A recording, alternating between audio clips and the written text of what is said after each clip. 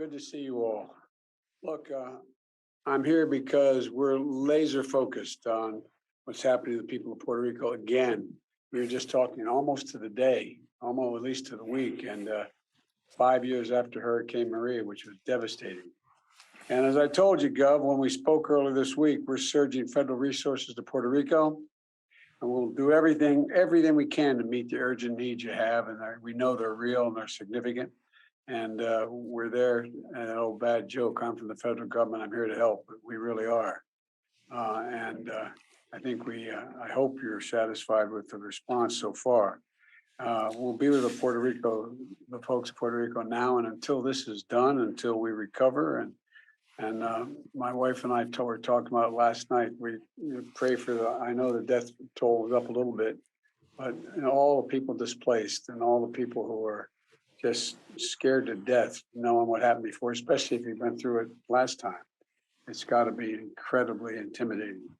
And on Sunday, even before the storm made landfall, I approved that declaration of disaster, the emergency disaster declaration, bringing the full force of the federal government to respond, knowing full well the catastrophic effects, how catastrophic they could be on communities that haven't even fully recovered from the last time, Gov, as you and I talked about. Thank you.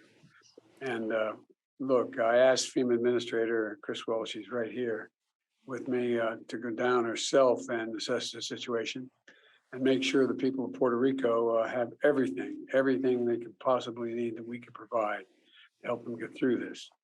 And hundreds of FEMA and federal personnel are now there, including search and rescue teams, bilingual disaster survivor assistance teams, and U.S. Corps power restoration experts. I especially want to thank the local first responders. I want to say that again, the local first responders. I want to thank them, including the Puerto Rican National Guard, who've been working around the clock. And disasters are traumatic for survivors, but they're also traumatic for responders. It's real. And to experience so many disasters in the course of 5 years takes its toll. FEMA is making crisis counselors available across Puerto Rico, survivors and responders alike. And so please take advantage of these resources. It's okay to ask for help. This is a place you should ask for help. There's no credit for not asking for the help. Ask for help if you need it. And I want to thank the New York congressional delegation and Congresswoman Gonzalo Colon for her being here today. In particular, I want to thank the governor, Governor Hochul, and Mayor Adams, who are here. They've sent state troopers, emergency responders from New York, or the help of brothers and sisters in Puerto Rico, and there's a lot of them. I think maybe New York has about the largest Puerto Rican population in the country, and the state, I think, is the second largest, or close to that, if I'm not mistaken. Over a million. And we're all in this together. I promise you, Gov. We don't view this as some distant problem. And power is slowly returning, but it's returning. And more help is coming from the utilities and the mainland. And we got water and other supplies available as well. And there's still dozens of shelters that are still available and open. But too many homes and businesses are still without power, without clean drinking water. And yesterday, at the governor's request, I immediately approved an expedited major disaster declaration to provide individual and public assistance to help people and communities recover from and this declaration will get federal resources there quickly, and it's going to help people start rebuilding their lives.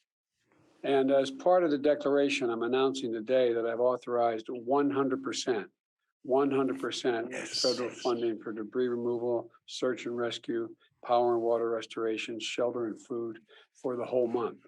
100%. So there's no cost at all, Governor, to you. I mean, there's a significant cost, I know, emotional cost and others, but whether it's 100% funding for debris removal, search and rescue, power and water restoration, and shelter and food for the month. And to the people of Puerto Rico who are still hurting from Hurricane Maria 5 years later, I know that they should know that we are with you. We're not going to walk away. We mean it. And I like the fact that she's going to speak in a minute, but had prepped for this as well, knowing what had to be done. And So, going forward, Gov, I told you, you have the phone number. You can call me personally anytime, and I mean it. This is really, really, really important to us. Really important to us. And so we're Thank not you. going to walk away. And with that, let me say, God bless the people of Puerto Rico and our troops. And I'm going to now turn it over to the FEMA administrator. All right, thank you, Mr. President. Will you travel to Puerto Rico, sir? I would like to first welcome. Let's we'll wait till the press leaves.